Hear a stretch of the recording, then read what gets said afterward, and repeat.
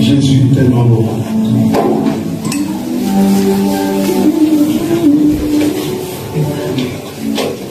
Non, il n'y aura pas de mort. Non. Amen. Il n'y aura pas de mort. Dans ma famille, la mort vient de passer. Amen, Jésus. La mort voulait prendre mon grand frère. J'ai commencé à prier à 2h du matin. Je m'ai dit, non, il n'y aura pas de mort. Alors que la personne avait la glycémie, c'était, je crois, à 7. Or, on dit qu'à 7, déjà, c'est grave. Tout le monde commençait déjà à pleurer. Et moi, j'ai commencé à prier. J'ai dit, non, il n'y a pas la mort. Je leur ai dit, il n'y a pas la mort. Les autres commençaient déjà à dire, mais comment on va faire pour descendre au cas où il mourrait? Moi, je dis, moi, je vous dis, il n'y a pas de temps. Je n'ai pas vu la mort. Je n'ai pas vu ça. Et de la même manière que j'avais la certitude en ce Jésus-là, et je vous dis aujourd'hui, c'est lui qui nous appelle pour nous réveiller. Amen. Il nous a appelés pour dire, voilà, je suis en bonne santé. Voilà. Donc, tout ça.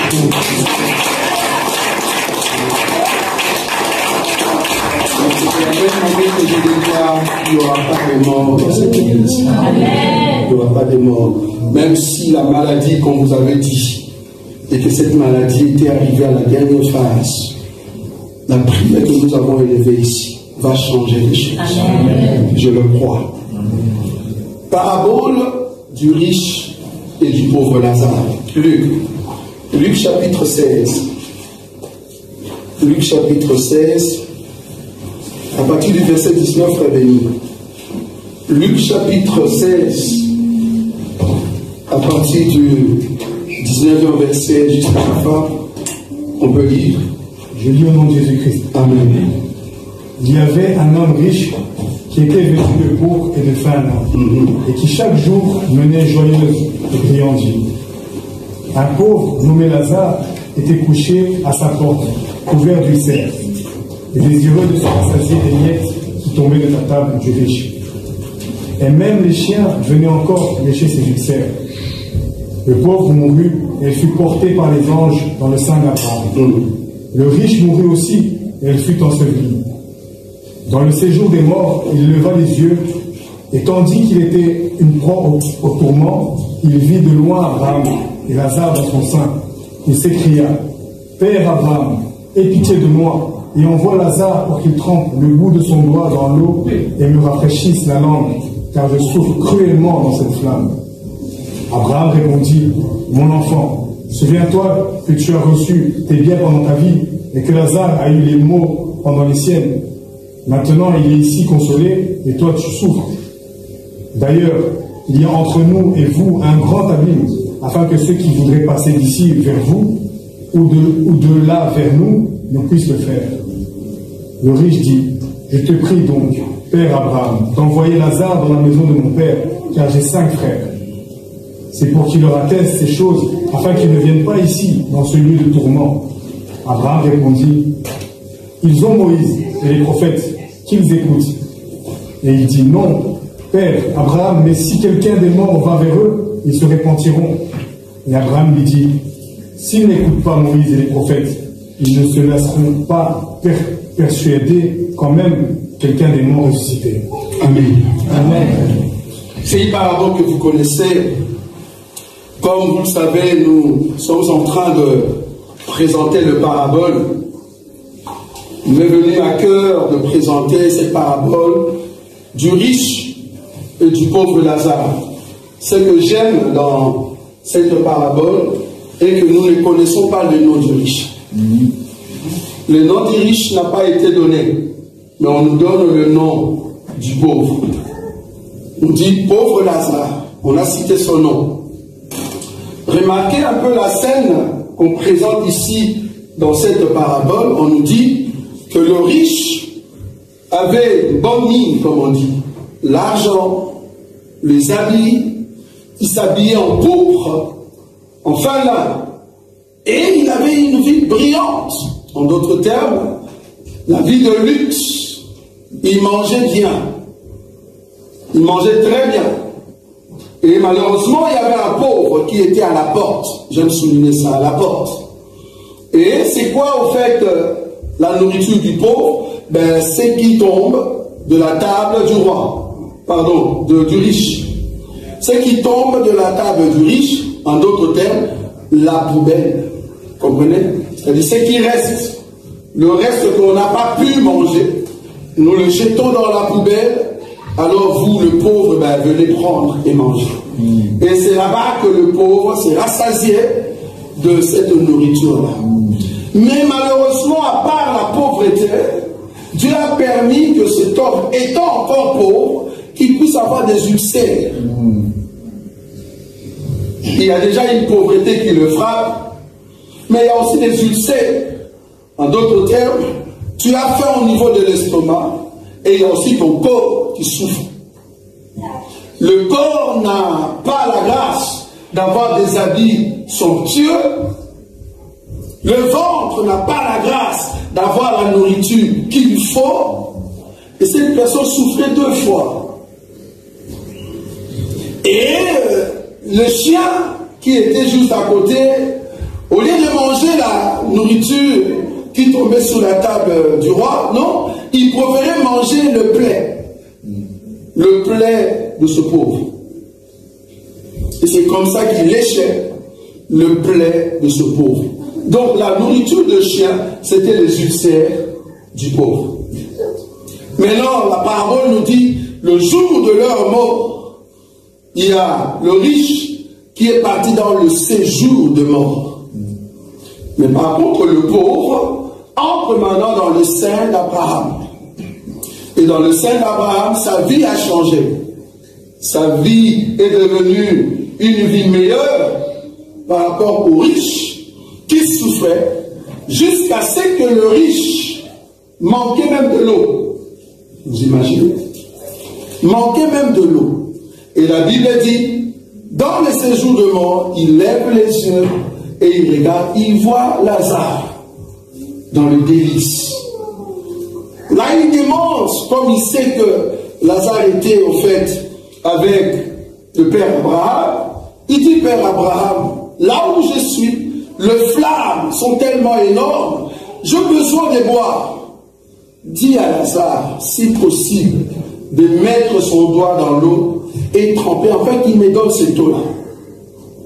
Selon le riche, Lazare est capable de donner l'eau. Vous voyez ça? Lazare est capable de lui donner de l'eau. Mais Abraham, c'est Abraham qui décide parce que c'est lui le père. Il décide, il dit non. En tout cas, c'est pas vraiment possible parce qu'il y a une grande séparation entre nous et vous. Là, il a compris que, étant dans les séjours de mort, on ne peut rien faire.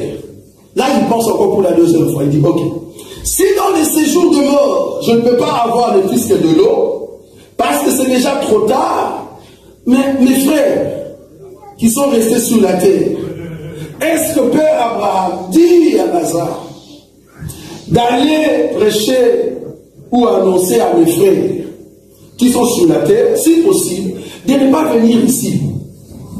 Comprenez que le riche avait des frères qui étaient aussi riches. Et d'ailleurs, le nombre de ses frères, c'était 5. On n'a pas dit 4. 5, le nombre de ses frères. Il avait 5 frères qui étaient sur la terre. Alors il a prié pour que le Père Abraham dise à Lazare, s'il possible d'aller prêcher à ceux qui sont restés. En d'autres termes, le riche voit dans le pauvre Lazare que c'était l'intercesseur. Il peut en fait écouter sa prière et aller sauver ceux qui sont sur la terre. Abraham va dire non, non, non, ce n'est pas possible. Parce que sur la terre, ils ont Moïse. Moïse est là-bas. Ils n'ont qu'à écouter au fait Moïse et le prophète, alors ils seront sauvés. Il dit non, non, non, non. Je sais qu'il y a Moïse qui est là-bas et le prophète. Mais si Lazare qui est déjà mort et qu'il le ressuscite, ah donc il croit que Lazare peut ressusciter. Je souligne déjà le mot. Je souligne le mot. Lazare est capable de donner l'eau. Lazare est capable d'être intercesseur. Et Lazare, c'est lui qui peut être ressuscité. Vous voyez ça? Si du moins il ressuscite, alors ceux qui seront là-bas, ils vont l'écouter parce qu'ils savent que c'est quelqu'un qui était mort et ressuscité. Ils disent, là c'est Abraham qui dit, non, s'ils n'écoutent pas Moïse et le prophète, je te dis, même si quelqu'un ressuscitait, ils ne vont pas l'écouter. Ils doivent écouter Moïse et le prophète. Je ne vais pas m'étarder là-dessus par rapport à l'historique de cette parabole. Comprenez que la richesse dans la Bible, parce que c'est une parabole, Jésus ne parlait pas de l'homme riche. Sinon, tu vas croire que être riche en Christ et Jésus, c'est mauvais. Non, ce n'est pas ce que nous disons ici. C'est une parabole. C'est-à-dire, c'est codé. C'est à toi maintenant de rechercher qu'est-ce qu'on appelle homme riche. Et c'est quoi la richesse? Vous voyez? Dans la Bible, c'est qui l'homme riche? Je prends une écriture. Luc chapitre 18. Luc chapitre 18, frère béni, le verset 9 à 14. Il dit encore cette parabole. Oui. En vue de certaines personnes se persuadant qu'elles étaient justes et ne faisant aucun cas des autres, deux hommes montèrent au temple pour prier.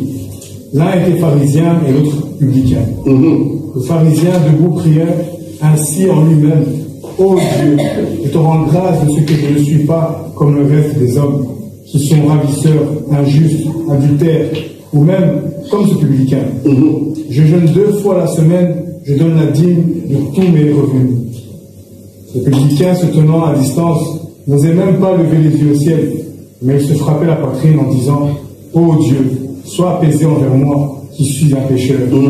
Je vous le dis, celui-ci descendit dans sa maison justifié, plutôt que l'autre, car quiconque s'élève sera abaissé, et celui qui s'abaisse sera élevé. Merci. Donc ici, nous voyons 2 personnes. Une vient prier. Il s'appelle, en fait, on n'a pas donné son nom, mais il est de l'école de pharisiens. Or, les pharisiens, comme vous savez, ce sont des lévites. Ce sont eux qui possèdent la loi. Ayant la loi, il prie. Il dit: oh Seigneur, parce que là, il s'est croyé juste. Parce que le verset 9 nous dit, c'est Jésus qui dans cette parabole, il dit encore cette parabole en vue de certaines personnes se persuadant qu'elles étaient justes et ne faisant aucun cas des autres. C'est-à-dire, Jésus donne la parabole du verset 9 jusqu'en bas pour montrer que parmi vous ici, il y a des gens qui pensent qu'ils sont plus justes. Ils sont plus justes. Alors c'est là-bas qu'il touche qu'un pharisien va commencer à prier, dit: oh Seigneur, le pharisien debout priait ainsi et lui-même: oh Dieu, je te rends grâce de ce que je ne suis pas comme le reste des hommes, qui sont ravisseurs, injustes, adultères, ou même comme ce publicain. En d'autres termes, il insultait les autres, que ce sont des pécheurs. Que ce sont des pécheurs. Là, il n'a pas de compassion pour les autres. Il condamnait les autres. Pourquoi? Parce que ce sont des pécheurs. Je ne suis pas comme eux. Moi, je suis pharisien. J'ai demeuré dans l'école de la justice. Je ne suis pas comme ces publicains qui prient de l'autre côté. Ce sont des païens. Mais moi, Dieu, regarde-moi. Je donne ma dîme. Je donne la dîme de mes revenus. Vous voyez? De tous mes revenus. Donc là, il vantait sa richesse. J'ai 2 revenus et je donne ma dîme. Donc j'ai une richesse, c'est pour cela que je viens te prier: oh Dieu, je ne suis pas comme l'autre. Et la Bible dit, le publicain, il n'osait même pas lever les yeux. Il dit: Seigneur, aie pitié de moi. Je suis un pécheur, pauvre pécheur, si je peux dire ici. Le pauvre, c'est celui qui reconnaît, qui n'a rien, qui ne possède rien, et il a besoin de supplier la grâce auprès de celui qui a quelque chose. C'est que le pauvre demandait ici le publicain, il demandait la grâce de Dieu, le pardon. Mais le publicain, pardon, le pharisien, il était sûr qu'il a déjà la justice de Dieu. Remarquez encore ce deuxième élément avant que je touche la clé, le noyau de cette parabole. Le verset 18, frère béni. On peut commencer par là. Luc chapitre 18, verset 18. Un chef interrogea Jésus. Oui. Il dit, bon maître, que dois-je faire pour hériter la vie éternelle? Jésus lui répondit, pourquoi m'appelles-tu bon? Il n'y a de bon que Dieu seul. Tu connais les commandements. Tu ne commettras point d'adultère. Tu ne tueras point. Tu ne déroberas point. Tu ne diras point de faux témoignages. Honore ton père et ta mère. J'ai, dit-il, observé toutes ces choses dès ma jeunesse. Donc en d'autres termes, il observe cela. Il respecte la loi. Oui, continue. Jésus, ayant entendu cela, lui dit, il te manque encore une chose. Vends tout ce que tu as, distribue-le aux pauvres, et tu auras un trésor dans les cieux. Puis viens et suis-moi. Lorsqu'il entendit ces paroles, il devint tout triste, car il était très riche.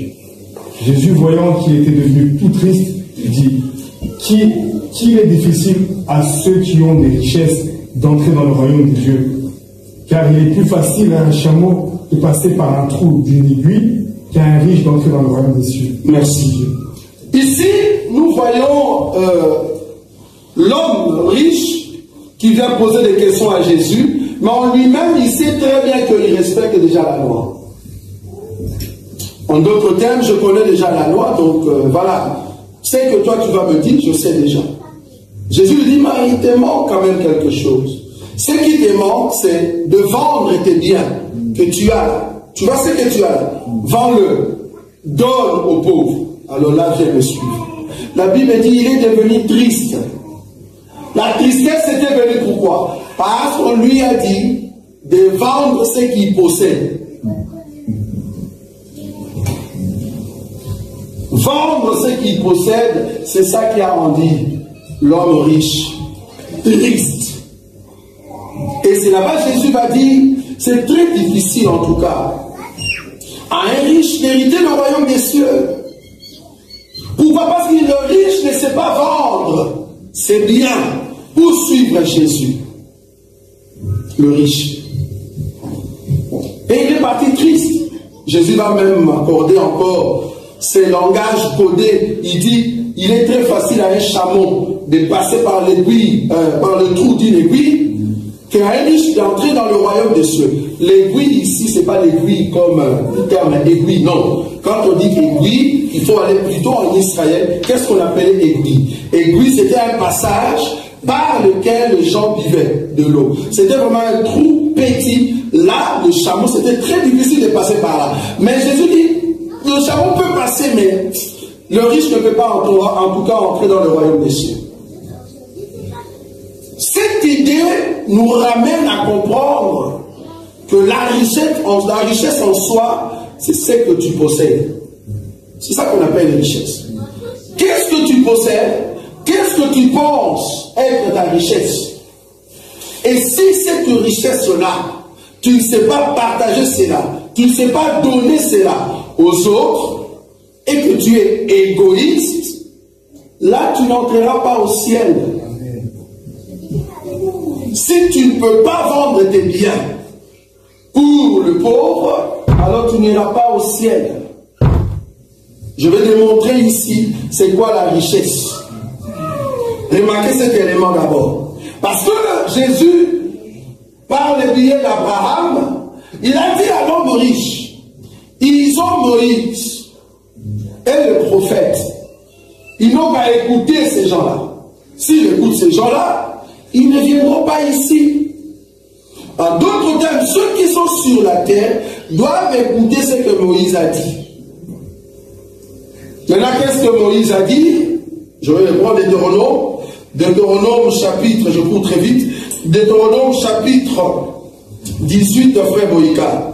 Deutéronome chapitre 18, je prends le verset 15 au verset 19. L'Éternel, ton Dieu, te suscitera du milieu de toi, d'entre tes frères, un prophète comme moi. Très bien, continue. Vous l'écouterez. Il répondra ainsi à la demande que tu fis à l'Éternel, ton Dieu, à Horeb, le jour de l'assemblée, quand tu disais que je n'entende plus la voix de l'Éternel, mon Dieu, et que je ne vois plus ce grand feu, afin de ne pas mourir. L'Éternel me dit, ce qu'ils ont dit est bien. Je leur susciterai du milieu de leurs frères un prophète comme toi. Je mettrai mes paroles dans sa bouche et il leur dira tout ce que je lui commanderai. Et si quelqu'un n'écoute pas mes paroles qu'il dira en mon nom, c'est moi qui lui en demanderai des comptes. Merci beaucoup. Ici, Dieu dit par Moïse, dit au peuple qu'à part toi viendra un autre prophète. Et il faut écouter ce prophète-là. Si tu n'écoutes pas ce prophète-là, mais tu n'entreras pas au ciel. Celui qui ne va pas écouter ce prophète-là, Dieu va lui demander compte. Et je me redis, le prophète en question n'est rien d'autre que Jésus-Christ. Amen. C'est Jésus qui est le prophète qui est venu, qu'on devait écouter. Mais qui devait écouter au fait de Jésus? C'était l'homme riche, le pharisien, ceux qui possédaient quelque chose. Amen. Mais quelle était leur richesse? C'est ça le problème. C'était quoi la richesse d'Israël? Je vais prendre l'écriture. Romains chapitre 10. Comme ça, je vais commencer à chuter rapidement. Romains chapitre 10. Le verset 12. Qu'est-ce qu'il est dit là-bas? Il n'y a aucune différence. Oui. En effet, entre les Juifs et le Grec. Oui. Puisqu'ils ont tous un même Seigneur. Très bien. Qui est riche pour tous ceux qui l'invoquent. Très bien. Je prends encore chapitre 11, le verset 12. Juste à côté. Si leur chute a été la richesse du monde, et leur armondrissement de la richesse des païens, combien plus en sera-t-il ainsi quand ils se convertiront tous? Merci. Ici, on nous montre que la richesse d'Israël, c'était l'Éternel. Le fait que Israël possédait Dieu, c'était une richesse extraordinaire. Mais souvenez-vous, si Dieu est au milieu d'Israël, Israël gagne toutes les batailles. Amen. Israël gagne toutes les batailles. Et Dieu a donné à Israël sa parole. Amen. Mais malheureusement, il a donné cette parole par Moïse. Mais quand les prophètes qu'eux, ils devaient écouter après Moïse est venu, ils n'ont pas écouté. Vous voyez ça? Ils n'ont pas écouté. Alors du coup, qu'est-ce qui se passe? Mais parce que vous n'avez pas écouté, alors Dieu en veut à Israël. Dieu était contre Israël. Donc, la richesse que Jésus parlait dans la parabole de riche et de pauvre Lazare, c'était d'avoir Dieu. Amen. Le riche avait la nourriture sur la table, c'est vrai. Oui. Toute cette nourriture n'était pas destinée pour le pauvre. Mais le pauvre a profité de la poubelle. J'aime ça. La poubelle. Qu'est-ce que moi j'appelle la poubelle ici? Souvenez-vous que Jésus, il a travaillé pendant 3 ans dans son ministère puissant. Il est venu comme les prophètes que Israël devait écouter. Mais à la fin de son ministère, on l'a jeté comme une poubelle. Amen. Vous voyez ça? Oui.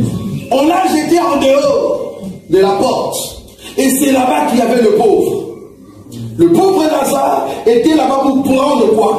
La poubelle. Est-ce que vous voyez ça? Hébreux chapitre 13. Regardez cette poubelle. Je me redis, quand le riche mange et qu'il jette, tout ce qui est dans la poubelle, il ne peut plus manger. Pourquoi? Parce que ça sent mauvais. Ça s'appelle opprobre. Remarquez Hébreux chapitre 13. Hébreux chapitre 13. Je prends quelle écriture ici? 12. À partir du verset 12.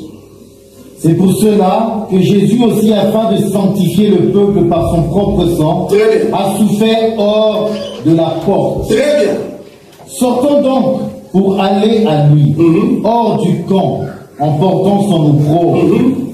Car nous n'avons point ici-bas de cité permanente, mais nous cherchons celle qui est à venir. Merci. Donc ici, c'est lui qui mange la poubelle.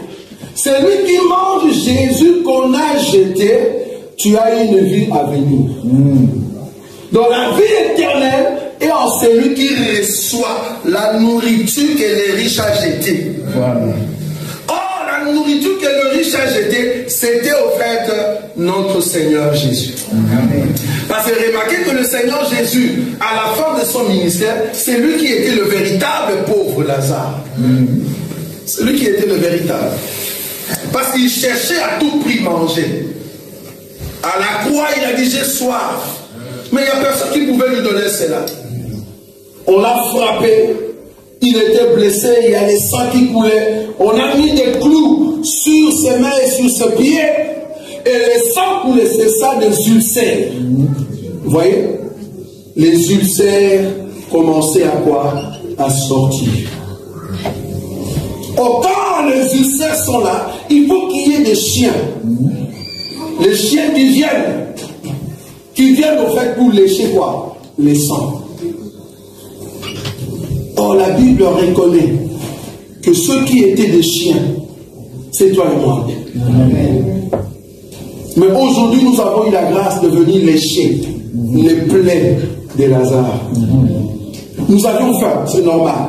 Mais la nourriture qu'on nous a donnée, c'est le plaie de Lazare. Car la Bible dit, c'est par ces meurtrissures que nous sommes guéris. C'est par le meurtrissure du Seigneur. C'est par ces ulcères que nous sommes bénis, que nous sommes guéris, que nous sommes sauvés. C'est par ces plaies. Jésus, c'est lui au fait la poubelle qui a été jetée par le riche pharisien. Et toute personne qui mange le Seigneur Jésus jeté dehors, vouloir ou pas, tu vas entrer dans la vie à venir. C'est-à-dire tu vas vivre l'éternité. Mais j'aimerais quand même exhorter une personne. Exhorter une personne qui possède une richesse. Parce que la richesse, vous l'avez compris, ce n'est pas seulement l'argent. Il y a des gens qui ont l'argent, mais qui sont pauvres. Moi, en tout cas, dans mon pays, j'ai vu les gens détourner des millions, mais qui sont pauvres. Ils détournent des millions dans les caisses du contribuable, mais cependant, ils sont pauvres. La richesse, ce ne sont pas des maisons. La richesse que toi et moi nous recherchons, nous savons que c'est Jésus. Mais ces gens-là, ils pensent que la richesse, c'est l'argent. Et tu vas remarquer que beaucoup d'entre eux, la nuit, ne dorment pas. La nuit, ils ne savent pas dormir. Bien-aimé, si la nuit, tu ne sais pas dormir paisiblement, tu as un problème, tu n'as pas de richesse que nous avons. Tu n'as pas de richesse. La richesse, c'est ce que tu possèdes. Ne sois pas égoïste dans ce que tu as. Ça peut être ta beauté. Il faut vendre ta beauté et donner ça à Jésus. En d'autres termes, suivre Jésus. Ne vends pas ta beauté pour suivre Satan. Parce que tous ceux qui sont à la gare du Nord, ils vendent leur corps pour suivre Satan. Or, nous devons vendre nos corps, nos vies pour suivre Jésus. Amen. Toute personne qui a vendu sa richesse et qui suit Jésus, vouloir ou pas, Jésus va combattre pour toi. Amen. Parce qu'il est ta protection. Si tu veux réussir dans la vie, dans la loi du commerce, il y a ce qu'on appelle la loi de, comment on dit, vente et achat, c'est ça? Vente et achat. Vente et achat. Il faut vendre, et c'est là-bas que les gens vont venir acheter, c'est là-bas que tu reçois. Qu'est-ce que tu as vendu à Jésus? En fait, il te donne quelque chose. Qu'est-ce que tu as vendu à Jésus? Apparemment, tout ce que tu possèdes, remarque, 90% de ce que tu possèdes, tu le vends à Satan. Qu'est-ce que je veux dire par là? Ta vie, quand tu regardes, tu fais les bilans de ta vie. Est-ce que c'est Jésus qui est la base? Je vous ai toujours dit, chaque jour ici, chaque dimanche, notre prédication va s'asseoir sur la préparation d'un peuple qui va rentrer à la maison. Amen. Comment rentrer à la maison? Se fuir le péché. Comment rentrer à la maison? C'est vendre sa vie à Jésus. Donner sa vie totalement à Jésus. Totalement à Jésus. Tu es belle, je le crois. Tu es beau, je le crois. Tu es fort, c'est bien. Tu as l'argent, c'est bien. Mais qui est ton maître? Qui est derrière ça? Qui soutient cela? Si c'est l'ennemi, je leur ai dit, l'ennemi donne toujours un doigt pour réclamer un bras après. Ça, c'est l'ennemi. Il te donne un doigt et il va te réclamer le bras. C'est ça l'ennemi. Mais notre Seigneur, il te demande rien, juste ton cœur. Et c'est là-bas qu'il te bénit de toutes sortes de bénédictions dans les lieux célestes. Parce qu'il est Dieu. Le pauvre Lazare est entré dans la félicité au sein d'Abraham, mais le riche qui était sous la terre a souffert. Et il commença à demander, il faut penser à mes frères qui sont saints sur la terre.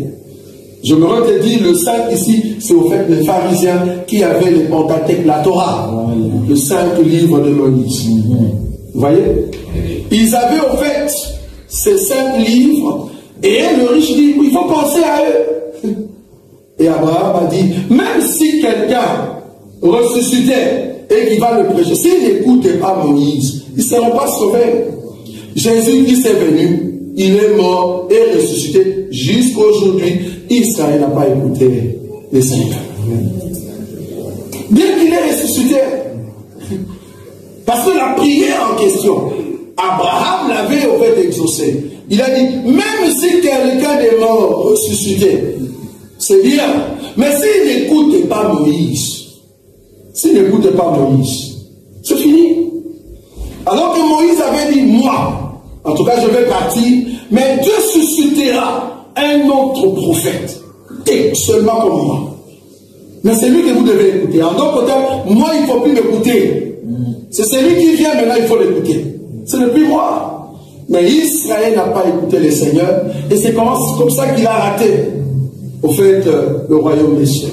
Mais toi et moi, si seulement nous mettons nos vies dans la droiture, dans le respect des Écritures, si seulement nos vies respectent ce qui est la parole de Dieu, même si ce sont des miettes, même si c'est la poubelle, mais du moins nous avions faim et le Seigneur nous a rassasiés.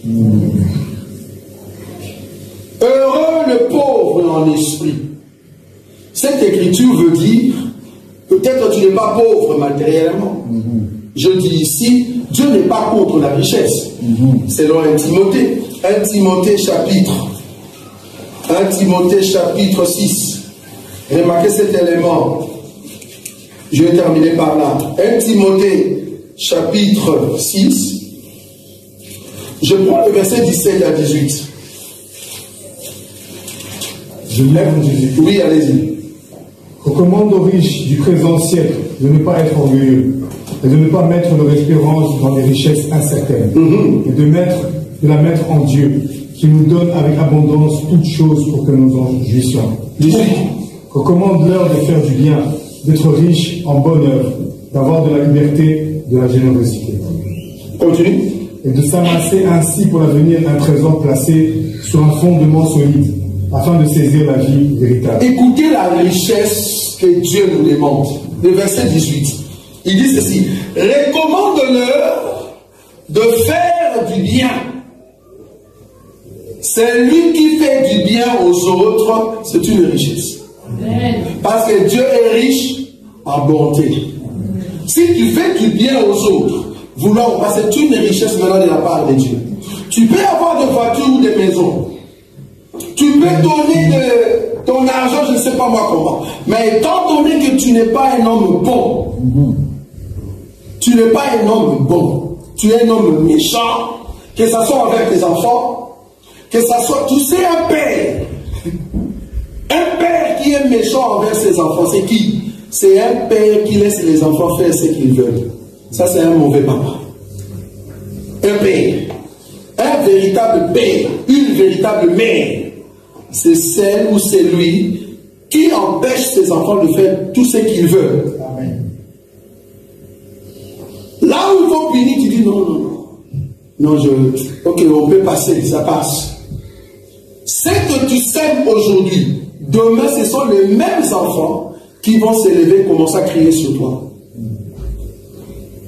Ce que toi tu penses être bonté, soi-disant amour envers les enfants, ce que toi tu penses être bien aujourd'hui, parce qu'ils sont encore petits, je m'aurais te dire, tu sèmes quelque chose de mauvais dans le cœur des enfants.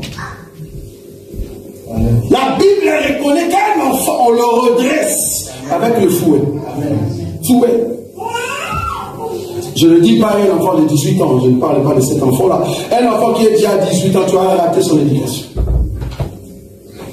Quand il est encore enfant, c'est là-bas qu'il faut le redresser, qu'il se remette sur le chemin. Et je m'aurais te dit, c'est cet enfant-là qui va te remercier. Il va voir que tu es un roi pour lui. Un roi. Mais un enfant que tu as gâté, ah mon enfant, tout le temps bien habillé, mon enfant, je n'aime pas les taper, il va comprendre. Un enfant ne comprend pas avec la parole. Les enfants ont été créés pour ne pas comprendre avec la parole seulement. L'enfant écoute avec des chicottes. Amen. Un enfant qu'on ne tape pas, c'est un bandit que tu prépares, je le répète. Un enfant que tu ne tapes pas, c'est un bandit que tu prépares demain. Ça sera la première personne qui va s'élever contre toi. C'est la même personne qui va crier contre toi. C'est parce que tu l'as aimé trop. C'est mon enfant chéri, l'enfant de ma souffrance. Continue de dire ça. C'est lui qui va s'élever contre toi. La Bible dit, Dieu a tant aimé le monde qu'il a donné qui? Son fils. Bien qu'il a tant aimé le monde, il a donné son fils. Mais il l'a amené à la croix. Le fils qu'on aime, il faut l'amener à la croix. Parce que le fils en question va honorer le Père. Mais si tu n'as même pas ton fils à la croix, tu le cajoles tout le temps, c'est lui qui va s'élever contre toi. Un enfant ne coûte que par le chicotte. Dis aux riches d'aujourd'hui, dis-leur de faire du bien, d'être riche en bonnes œuvres, d'avoir de la libéralité. La libéralité veut dire, Dieu me donne de l'argent. Alors, qu'est-ce que je peux donner à Dieu? Il m'a donné la beauté. Qu'est-ce que je donne à Dieu? Dieu m'a donné la force. Bien que tu es fort là-bas dehors, tu tapes les gens avec des coups, mais à aucun jour on t'a vu ici porter même des chaises. Mais dehors, tu es fort, un boxeur. Tu viens transporter des baffes ici. Tu peux faire le sport ici, avec la force que tu as. Tu es fort dehors, mais ici nous ne voyons pas ta force en Christ et Jésus. Tu es fort dehors, mais la nuit dans la prière, tu n'es pas fort. Tu ne sais pas prier pendant même 15 minutes. Tu es fort en quoi? La libéralité veut dire, ce que je possède, je donne librement à Dieu. Qu'est-ce que toi tu donnes à Dieu? Que ça soit ton argent, tu calcules tout le temps. C'est bien. Je me te dire, étant donné que nous serons en Europe, les factures ne finiront point. Amen. Si tu penses qu'il y aura, à un moment, je vais terminer mes factures, oublie. Le système européen nous a mis dans ce qu'on appelle un cercle vicieux. On tourne en rond, tout le temps les factures. Si en janvier tu n'as pas de factures, février il y aura. Si en février il n'y a pas, mars, il y aura toujours des factures. Il n'y a aucun de nous qui peut dire, moi je n'ai pas de facture, menteur. Menteur. Il y aura toujours des factures. Donc, ne donne pas la raison de dire, je ne donne pas à Dieu parce que je dois payer une facture. Parce que les factures n'en finiront pas. Mais au contraire, Dieu, si tu lui donnes, il va commencer à épargner. Que quand tu roules dans ta voiture, là où il y avait un feu rouge et que toi tu passes, heureusement qu'il n'y avait pas la police. Tu vois comment Dieu va te garder? Je répète, peut-être tu n'as pas vu. Si tu ne donnes pas à Dieu, à chaque fois que tu passes le feu rouge, la police vient. Bien sûr. Tu vas voir qu'on a mis de flash. Mais comme Dieu est bon, il sait que tu lui donnes. Il dit, mon fils est passé au rouge. Je sais que ce n'est pas bon. Mais je ne permets pas que la police soit à ce moment-là. Ou soit des flashs. Tu dis, j'ai besoin de payer des factures. Tu vois que la facture vient toujours tout le temps. C'est parce que tu es égoïste. Tu ne veux pas participer dans l'œuvre de Dieu. L'égoïsme a amené le riche à entrer dans le séjour des morts. Sa nourriture, c'était pour lui et sa famille. Et c'est à la poubelle que le pauvre va aller manger. J'aimerais te dire, notre église, ce n'est pas ta poubelle. Pour nous ramener seulement le miette que tu n'as pas besoin. Parce qu'ici, nous servons Dieu. Quand nous avons besoin de votre soutien, de votre participation, de votre générosité, on a besoin de tout le monde dans tous les domaines. Dans la prière, pas seulement financièrement, spirituellement aussi. J'étais scandalisé de voir, on a déplacé la journée de mercredi pour un coup, gloire à Dieu. Mais le vendredi, on a dit c'est un jour de prière. Il n'y avait personne, vous étiez à la maison. Alors que le vendredi, c'était quoi? Férié. Vous n'avez pas d'excuses. Vous n'avez pas d'excuses. Ne nous dis pas que tu es au travail. Tu n'aimes pas la prière. Tu n'aimes pas la prière. Ne fût-ce qu'une fois la semaine, pendant ne fût-ce que 2 heures, prier avec même pas des heures. On a commencé à 18h30, souvent. Donc 1h30. Ne me dis pas que non, les enfants. Non. Parce que quand tu vas au boulot, tu cherches toujours un moyen. Comment est-ce que les enfants peuvent rester? Mais pour Dieu, il y a des excuses. Je me veux te dire, ton temps, c'est une richesse. Si tu ne le donnes pas à Dieu, je ne sais pas à qui tu donnes. Mais remarquez que tu as manqué ici pendant 1h30. Mais les enfants qui dérangent à la maison, toi, maman, tu t'enfermes dans la chambre, tu regardes TikTok. Les enfants sont là-bas. Ok, restez calme. Tu es sur TikTok pendant 1h30. De la même manière avec TikTok, tu peux venir ici. Tu pouvais venir ici. Tu n'as pas pu venir ici, mais tu pouvais aller voir la famille le même jour pour parler et manger. Le jour férié. Profiter de boire un peu. Mais nous étions ici pour prier. Celui qui ne sait pas donner sa richesse à Dieu, vouloir ou pas, c'est l'ennemi qui prendra cela. Amen. Si tu ne sais pas gérer ton temps pour le Seigneur, qui va gérer pour toi?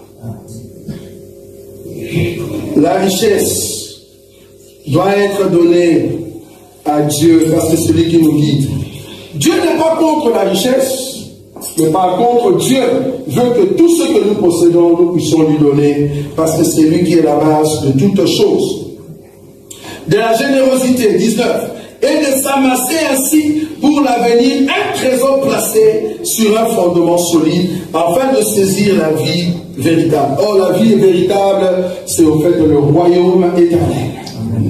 Nous voulons aller au ciel, tu dois bien gérer ton temps. On nous a appris à l'école, il faut gérer son temps.